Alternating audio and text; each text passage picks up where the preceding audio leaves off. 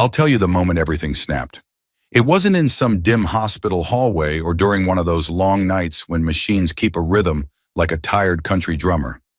It happened at St. Luke's Church Hall, right in front of the Thanksgiving crowd, 30-odd folks from our congregation, cousins from Des Moines, Linda's sisters from over in Illinois. The kind of crowd where folks say, "Bless your heart," instead of cussing you out. I stood up from that folding chair, my knees stiff from years at the Rockwell Collins plant, and held up a manila envelope. The whole room hushed. Even the kids wrestling near the pie table froze. I could feel every one of those Midwestern eyes on me, half polite curiosity, half dread that something uncomfortably honest was about to happen. And I said in a voice steadier than it had any right to be, "Linda, you didn't help Emily. You hid her from me." That's where the real story begins. But to understand how a man ends up shattering 30 years of marriage in a church basement beside a crock pot full of green bean casserole, you've got to walk with me back to the start of that terrible month. Until all this, my life in Cedar Rapids, Iowa was plain as dry toast. People think plain means boring, but anyone over 55 knows plain is a blessing. Plain means steady, predictable, safe. After 30 years married to Linda Turner, I figured we were settled, two old birds in a comfortable if slightly worn nest. I'm Jack Turner, 58 years old, retired machinist. Spent most of my life at Rockwell Collins working with torque wrenches, drill presses, and men who spoke in grunts. My days ran like clockwork: coffee at 6 St. Luke's choir practice on Wednesdays, Hy-Vee shopping on Fridays, mowing the yard whenever the grass got tall enough that the neighbors might talk. Nothing fancy. Linda at 56 ran our home the way other folks ran a small county. Everything in its place. Bills paid on time, closet color-coded. She knew all the ladies at church and every cashier at Hy-Vee by name. You'd never guess she carried a secret that could crack open a life like a walnut.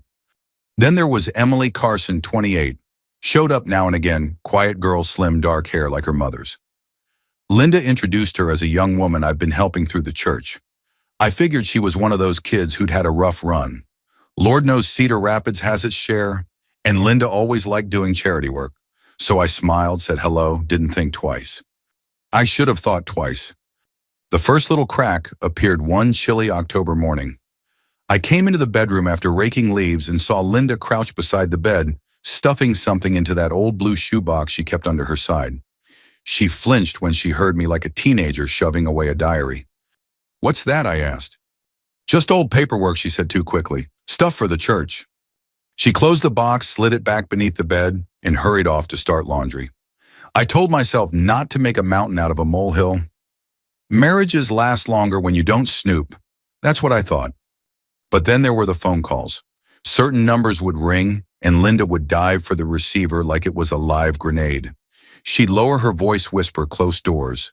When I'd walk in, she'd snap the call shut and smile too wide. "Honey, can I call you back?" she'd say into the phone, eyes flicking to me. Still, I let it go. Then I saw the financial transfers while checking our credit union account online outreach fund. Livingston, MT, Montana. Who in the hell did we know in Montana? When I asked, she said something about a women's shelter she donated to. She brushed it off and changed the subject to needing more detergent. I shrugged it away again.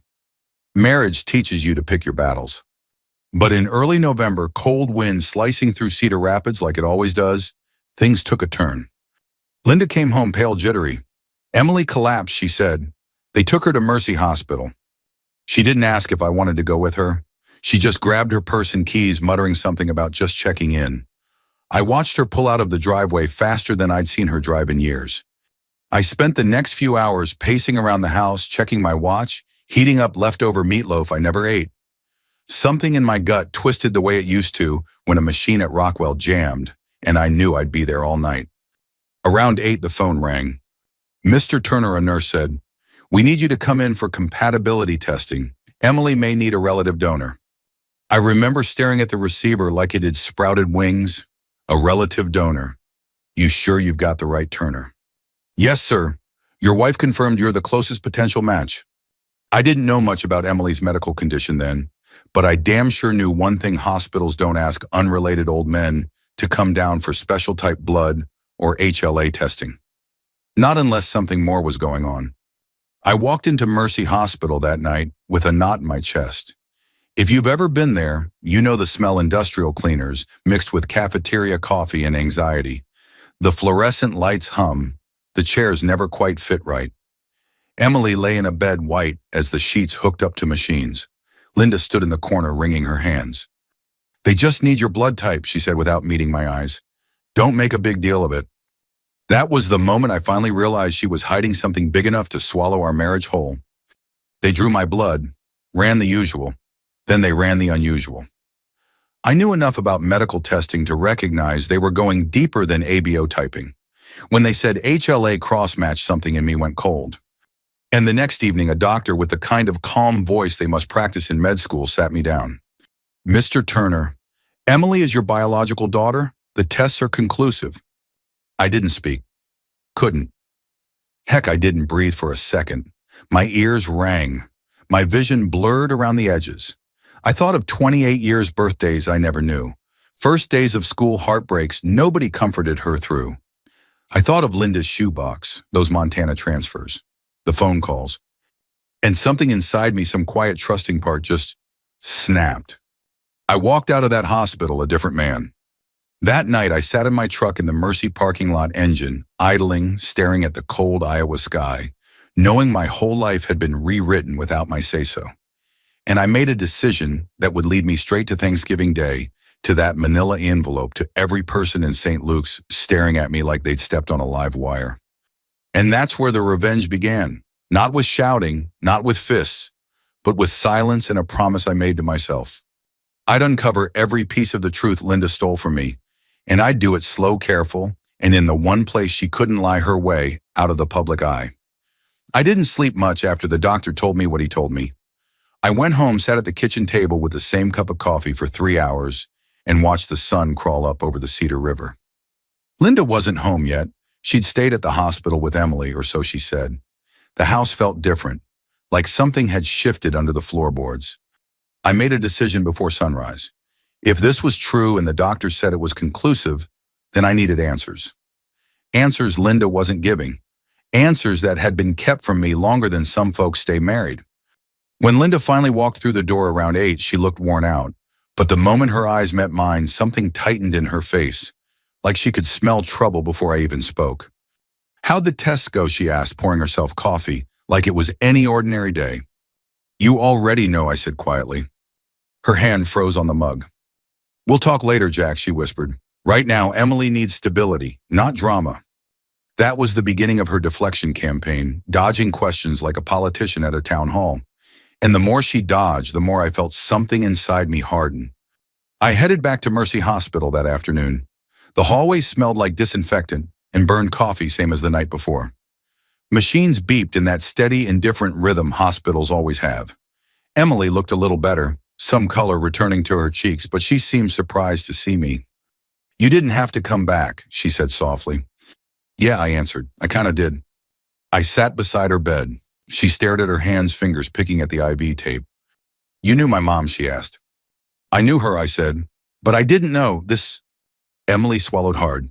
"She always told me my father walked away."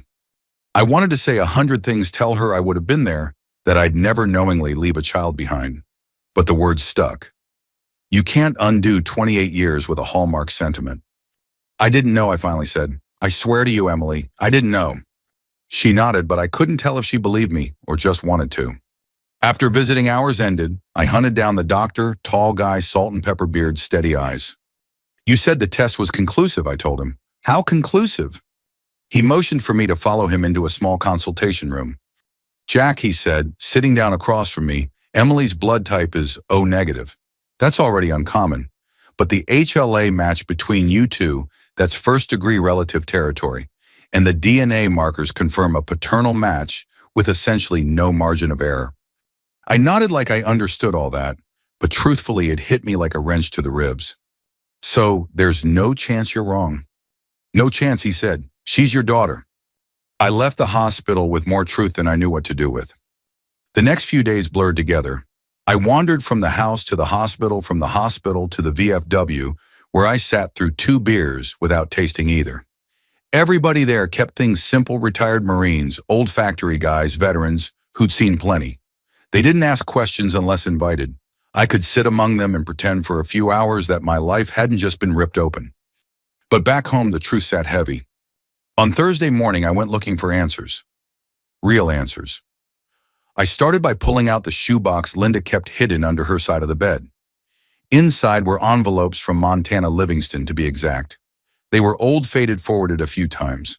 Some were still sealed. Some had been opened and taped shut, like she'd second-guessed herself halfway through. One envelope was addressed to me. To me, not to Linda. My name, my old Cedar Rapids address in handwriting I recognized from almost 30 years ago. I opened it carefully, like it might crumble if I breathed wrong. It was from Sarah Carson. Jack, I've been trying to reach you. I don't want to cause trouble, but I think you need to know. I'm pregnant, and I believe the child is yours. I tried calling, but wasn't sure the number was right.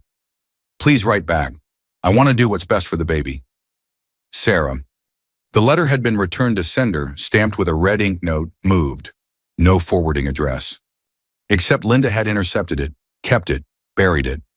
I sat there, the letter trembling in my hands, feeling 28 years pressed down on me. When Linda came home, she took one look at me and froze. Jack, what did you find? I showed her the envelope. She didn't speak, just shut her eyes like she'd been waiting for this moment to hit her all her life. You don't understand, she whispered. No, I said, I don't, but I will. She reached out like she wanted to touch my arm, but I stepped back. For the first time in our marriage, she didn't chase me. She just let her hand fall. Over the next week, I started digging in every direction I could. I called the clerk's office in Park County, Montana to request records. The woman on the phone told me the 90s paperwork was poorly archived.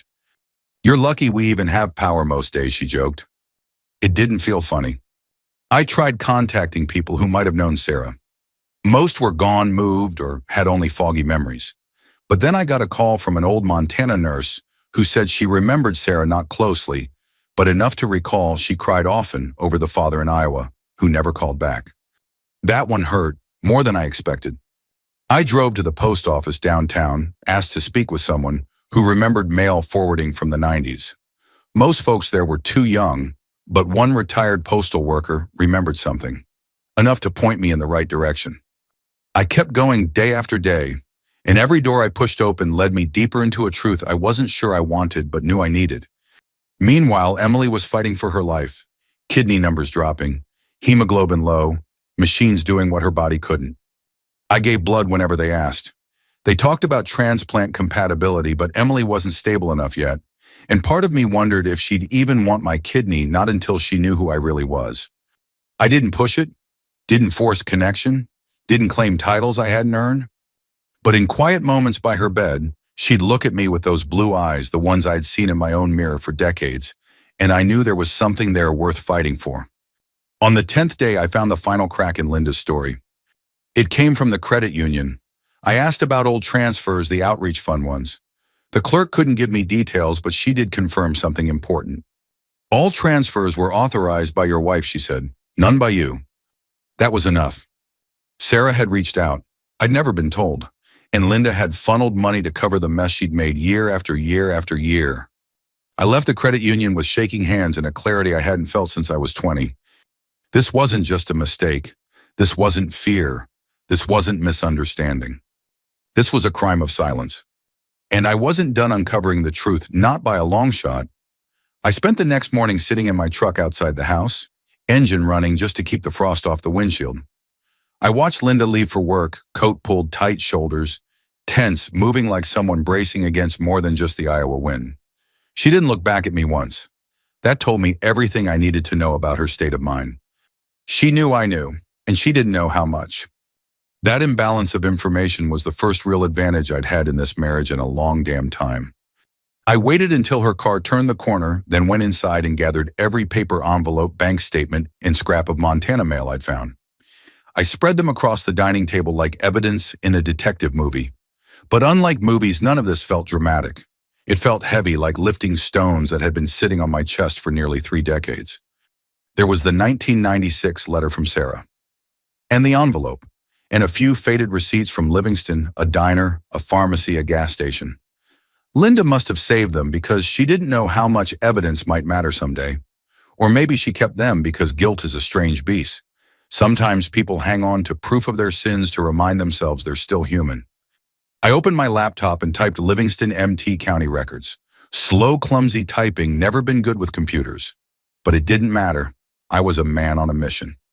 Before long, I had a half-dozen numbers, emails, and office hours scribbled on a notepad. I called the Park County clerk again this time, asking for a supervisor. Different woman, same accent. "You're looking for birth records from '96, she said. "That was a messy year. Flood damaged a storage unit. Some files went missing." "Convenient," I muttered. "What was that?" she asked. "Nothing, thank you." I hung up feeling like someone had slapped duct tape over a hole in my chest instead of sealing it. Still, a partial truth is better than none. That afternoon, I drove over to the VFW Post 788 looking for quiet. Instead, I found Tom Jarvis, Vietnam veteran, sitting at the bar nursing a Budweiser like it was holy water. "You look like hell, Jack," Tom said without turning his head. "Feel like it."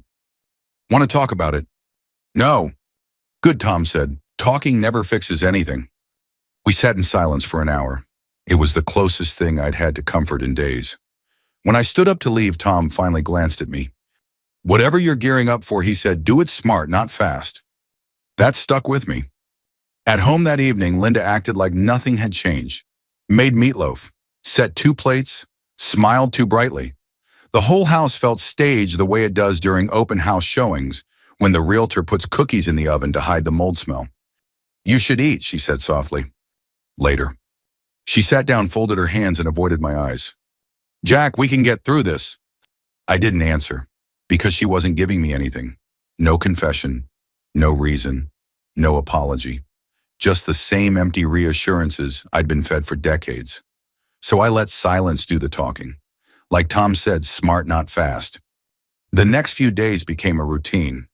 Morning, Mercy Hospital; afternoon, digging for records; evening, silence with Linda; night, research coffee, staring at the letter from Sarah until the words blurred.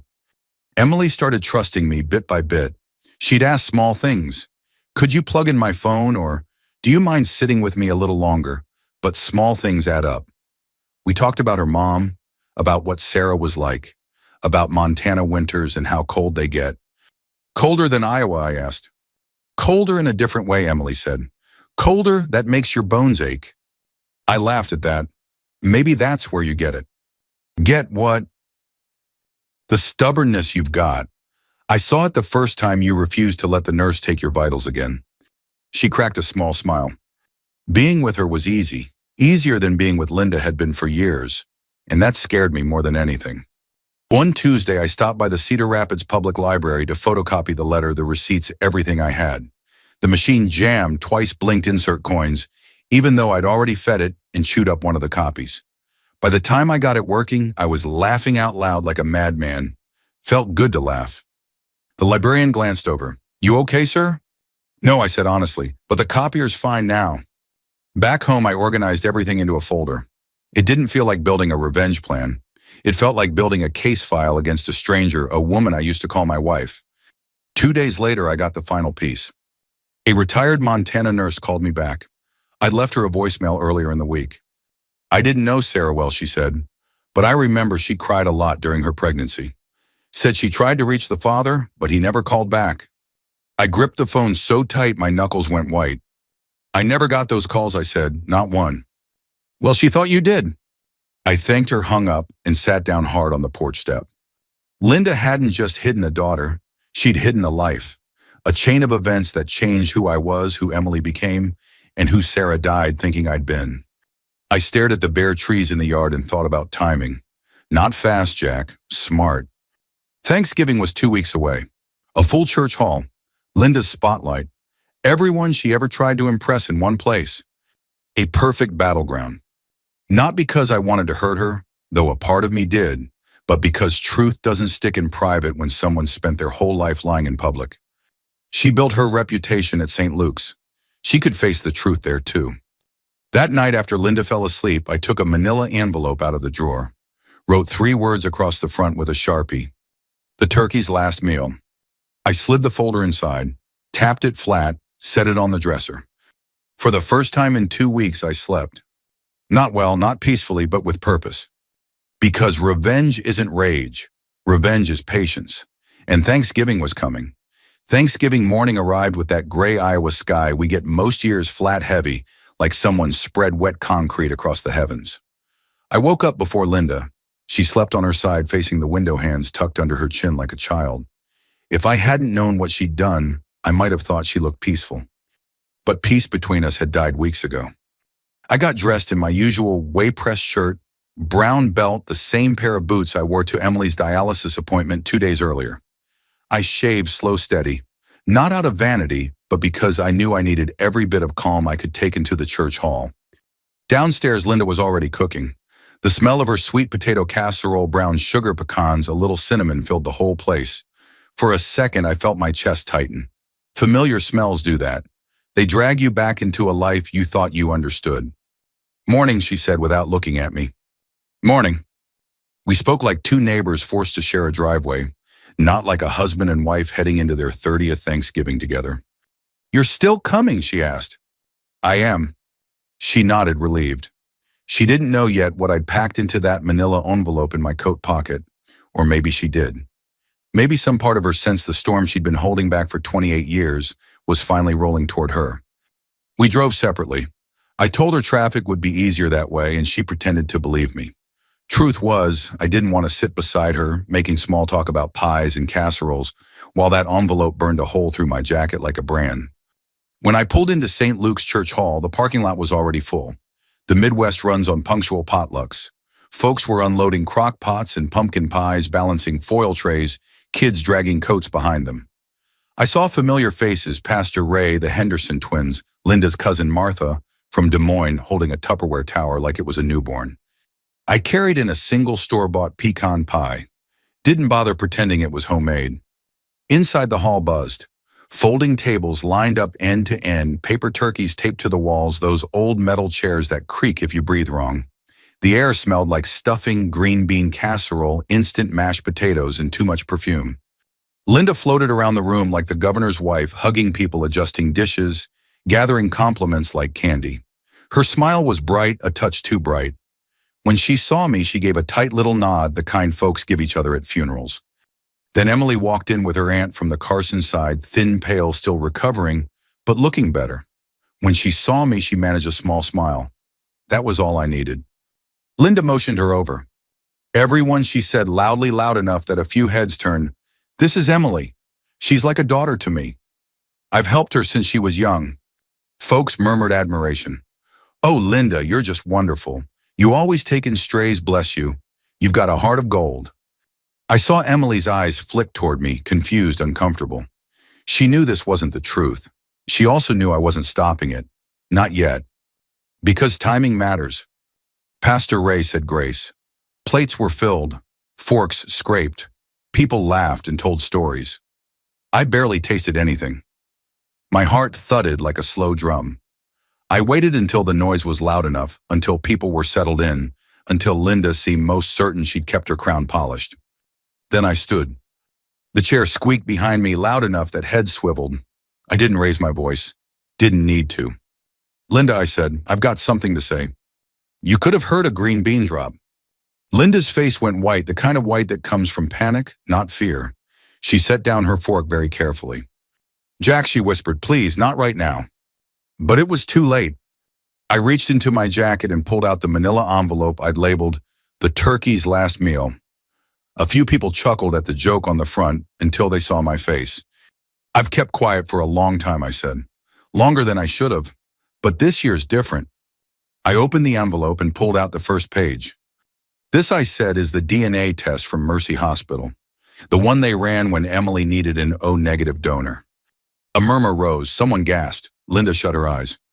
"It says I'm a match, a perfect one, because Emily is my daughter." The room went dead still. Even the kids froze. I turned to face everyone, faces I'd known 30 years. For 28 years, I thought I didn't have a daughter, because someone made damn sure I didn't know. Linda's lip trembled. "Jack, stop." I didn't. This, I continued, pulling out the second paper, is a letter from 1996, from Emily's mother, Sarah Carson, sent to me, not Linda. Sarah told me she was pregnant, asked to talk, asked to do what was right. This letter was returned to sender. I held up the envelope. But Linda intercepted it. She opened it. She hid it for almost 30 years. People stared at Linda. Some shook their heads. A church lady whispered, "Well, I never." I kept going, calm, controlled, the way you dismantle a machine with steady hands. These, I said, lifting another stack, are records from the credit union. Transfers Linda made every month to Montana. Money she sent to cover up the truth. Money she never told me about. Linda put her hands over her face. "Jack, please, stop it." "No," I said, "not this time." Then I looked at Emily. "You didn't have a father growing up because of this. You didn't know why he never showed up." My throat tightened. "You didn't know I never got the chance."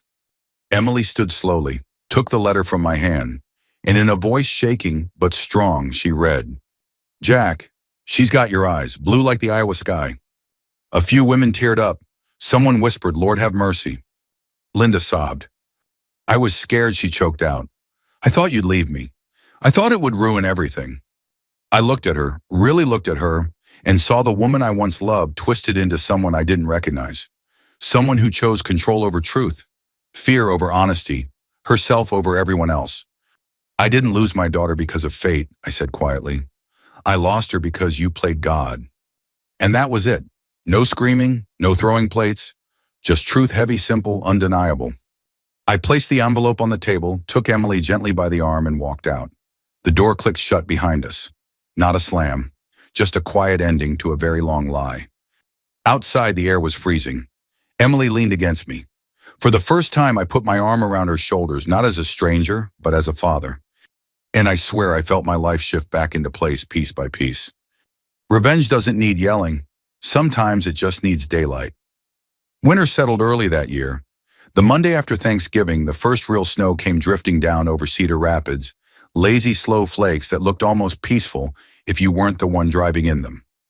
I watched them fall from the window of the small duplex I'd rented off F Avenue, not far from the Cedar River. A modest place, creaky floors, older appliances, the kind of place a man starts over in. It wasn't home yet, but it was honest. And after everything that happened, honest felt like the warmest thing I could ask for.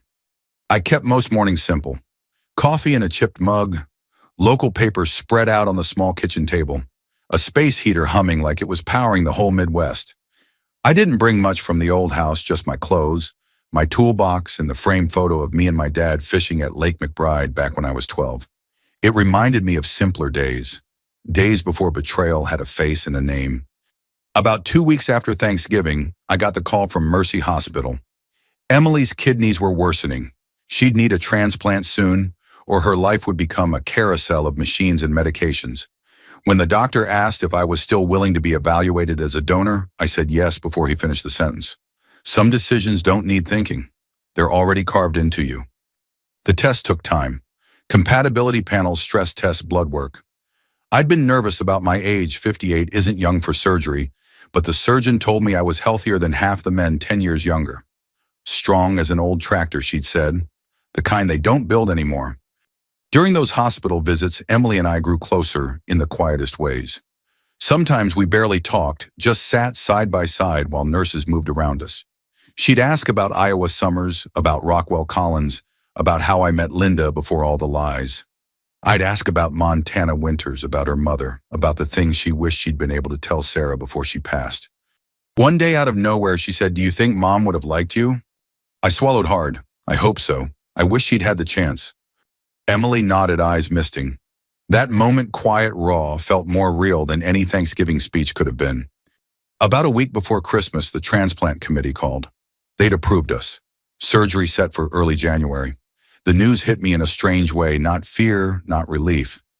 More like a door quietly clicking open after decades of being stuck. Linda called the same day. I let the phone ring the first time, but she kept calling, and after the 5th attempt, I picked up. Her voice cracked. "Jack, I heard about the surgery." "I figured you would." She sobbed. I didn't say anything. I'd learned silence can be stronger than shouting. "Are you angry?" I called, she asked. "No," I said. "I'm angry about everything before that." She sniffed. I know I ruined things. I didn't trust life to work out. I didn't trust you, and I paid for it every day." "Not as much as Emily did," I said. There was a long pause, long enough for me to hear her breathing settle into something tired and small. "Do you hate me?" she whispered. "I don't," I said honestly. "I'm just done being part of your story." And that was the last real conversation we had. We didn't yell. We didn't rehash. We didn't try to fix what was broken. Sometimes endings don't sound like doors slamming. They sound like two people finally too tired to keep lying to themselves. January came cold and sharp. Emily's surgery went first. Mine followed. When I woke up in recovery, sore as hell, the nurse told me everything had gone smoothly. Good numbers, good signs, good start. Emily visited me 2 days later, shuffling carefully down the hall in her hospital gown. "You okay?" she asked. "I feel like I got tackled by a linebacker." She smiled. "Well, thank you for letting a linebacker hit you." We laughed about that for a long time. Those weeks recovering were some of the most exhausting and strangely sweet days I've lived. Folks from the VFW dropped by with casseroles and too much advice. Pastor Ray prayed with us. Even my cousin Danny from Waterloo drove down, pretending he just happened to be in the neighborhood. Midwestern men don't say "I love you" out loud, but we know how to show it. By March, Emily was walking around with good color in her cheeks. I met her at Veritas Cafe near the river every Wednesday. We talked about things we'd missed: first dates, first jobs, embarrassing teenage years, the whole life we never knew we had together package. It wasn't perfect. Nothing that starts late ever is. But it was real, ours, and worth every stitch on my abdomen. One afternoon while we sat sipping coffee, she said, "Dad." I looked up startled at the word. "I want you to know," she said slowly, "I don't blame you. I blamed the wrong person for a long time." I nodded. Not because I took the comment lightly, but because I felt it settle somewhere deep, like a weight I'd carried for months, finally eased a little. Spring thawed the snow and I went fishing alone at Lake McBride. Just me, a quiet shoreline, and a thermos of black coffee. I cast my line and watched ripples spread across the water, and for a moment I felt genuinely at peace. Revenge hadn't fixed my marriage. It hadn't brought Sarah back. It hadn't given Emily her lost childhood. But it had done something I didn't expect. It cleared the fog. It put the truth out in the open where lies couldn't choke it anymore. And it gave me a daughter. A second chance. Something most men my age never get. So if you're listening, whether you're 60, 70, 80, or somewhere in between, here's what I want to leave you with. Don't let a lie sit in your attic for decades, collecting dust and poisoning everything it touches. Don't wait for a hospital call, or a DNA test, or a desperate moment to force your hand. Open the damn box. Read the letter. Ask the question. Tell the truth while someone can still hear it. And if this story meant something to you, if it made you think of a secret you've carried too long, share it with someone who needs to hear it, or stick around. I've got plenty more to tell.